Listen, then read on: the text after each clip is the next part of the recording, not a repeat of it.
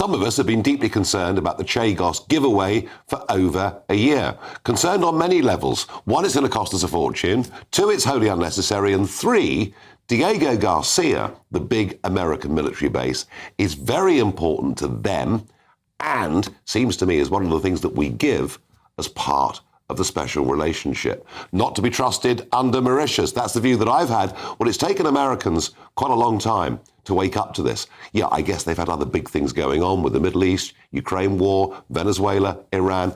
I get it. Now, over the course of the last couple of weeks, we've seen a couple of tweets from Donald Trump expressing concern. But one man is going to be perhaps crucial in this. Now, remember, the government told us at the beginning, if the Americans objected, the deal would be dropped. Here was David Lammy a year ago. Well, if President Trump doesn't like the deal will not go forward. And the reason for that is because we have a shared military and intelligence interest with the United States. And of course, they've got to be happy with the deal or there is no deal. Could not be clearer, but Republican Senator John Kennedy from Louisiana was explaining this on the floor of the Senate the other day.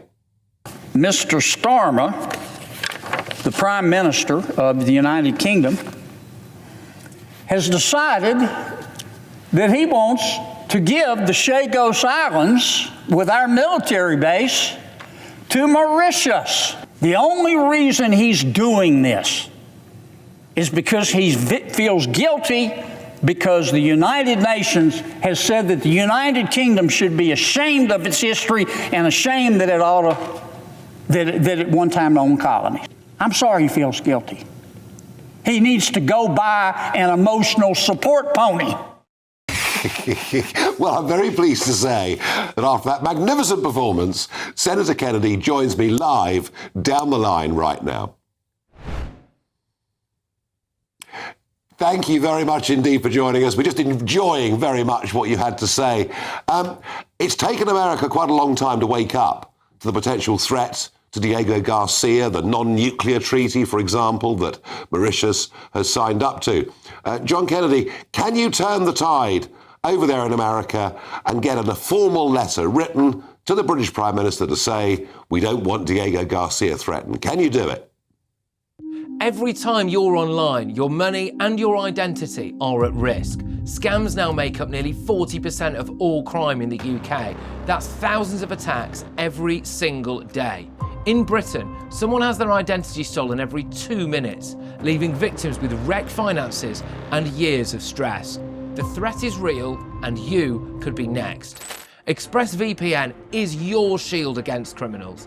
It locks down your devices, hiding your personal information and financial details from hackers, scammers, and anyone else looking to exploit you. So whether you're checking your bank, shopping, or just browsing, ExpressVPN makes you invisible to prying eyes trying to steal your money and your identity. ExpressVPN shields your data with military-grade AES 256 encryption. That's the same standard trusted by the US government to guard classified information. This is the highest level of online security you can get. So don't wait for disaster. Secure up to 14 devices at once and get powerful password protection. Real support is available 24/7 because cybercrime never sleeps. Save up to 73% on annual plans today. Every moment you hesitate is another moment you're exposed. Protect your money and protect your identity. Get ExpressVPN right now. Well, I certainly hope so, Mr. Farage. I don't make a habit of interfering in the affairs of the United Kingdom. I have great respect for the United Kingdom, Great Britain, and Northern Ireland. All 70 million of you. I lived in your country. I went to school in your country. But this decision by the Prime Minister, it affects America. It certainly affects the good people of the UK. You did a good job of explaining why it's nonsensical. I honestly don't know why Prime Minister Starmer insists on doing this, other than the fact that he does. He feels guilty because the United Kingdom says the good people of the UK ought to feel guilty for their history. I think the people of of the United Kingdom should feel gratitude and pride for their history. But I talked to President Trump 2 days ago. Now, when the president first agreed with the prime minister to let this go forward, I had given a number of speeches on the Senate floor. I called the president and I said, Mr. President, with respect, you're making a huge mistake. He said, well, my advisors tell me to do it. I've never given up.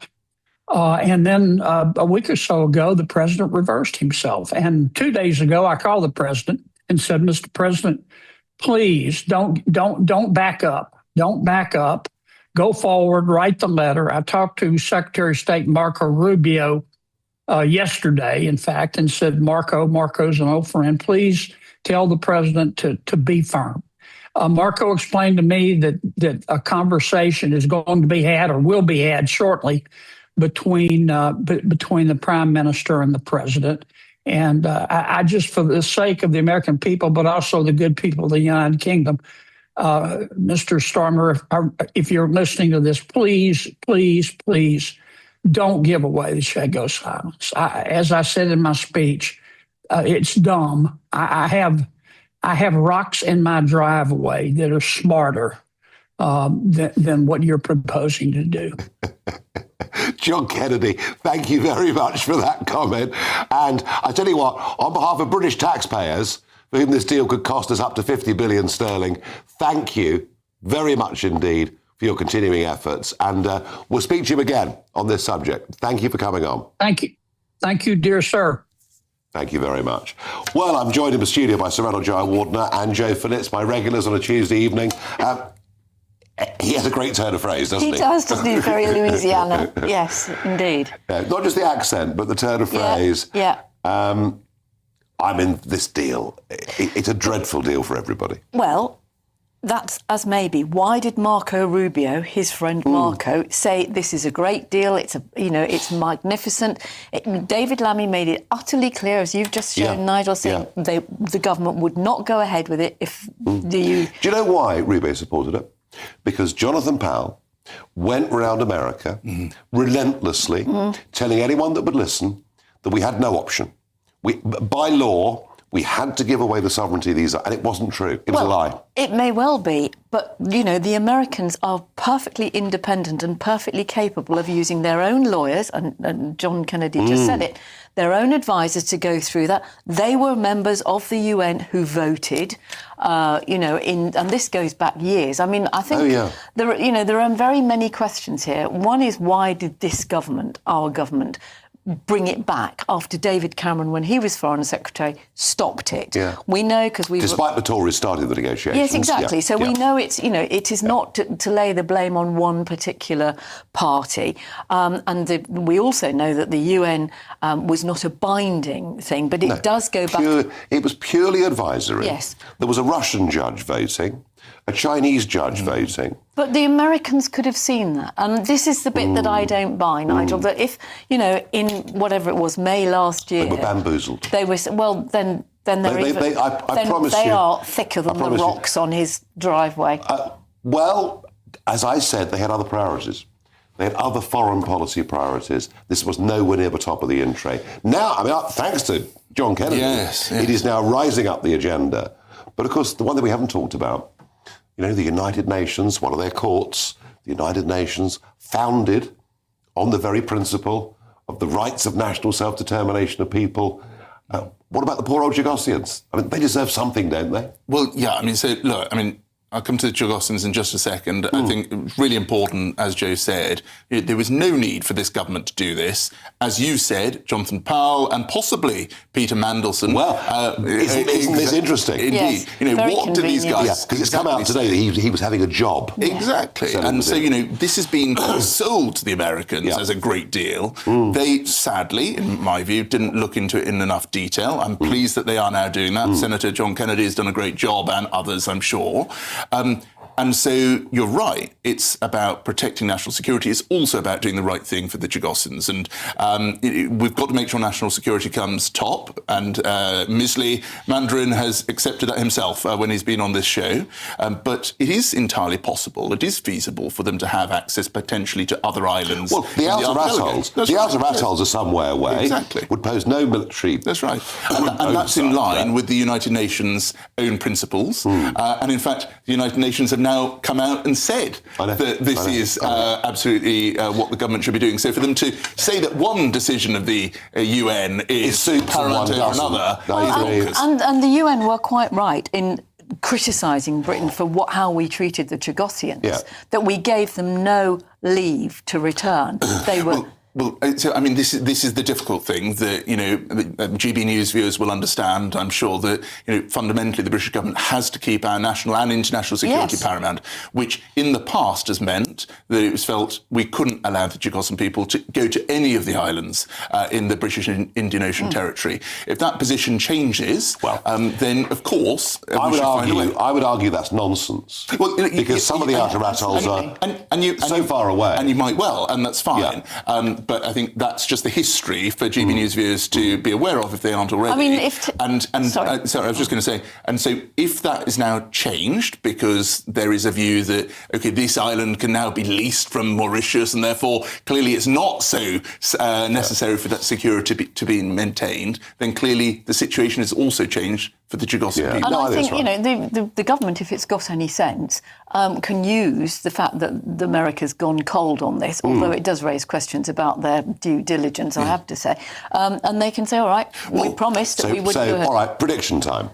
We've seen U-turn after U-turn from this government. Torvill and Dean. Round and round. Quite. Do you think there's going to be a U-turn on business? Yes, is this going to be dropped? Yes, I think it will quietly drop because it's already been dropped in the Lords. It's been put on hold, as we know, because we've covered it a lot here, and I think it will just gently disappear. Right. I sincerely hope that's true. I think that's probably true. And indeed, the Maldivian government are now coming in on the act and saying they want the territory themselves. So there might be a bust-up for different international law reasons. Unless alone the 200-mile marine protected zone around the whole archipelago, arguably the greatest marine protected area in the whole of the world. Backed by the UN. Do you see it again?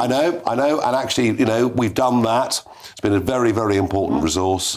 And I fear as soon as Mauritius gets it, which is hard up, with serious debt problems, there'll be licences sold to Russia, China, and goodness knows who. That's my fear.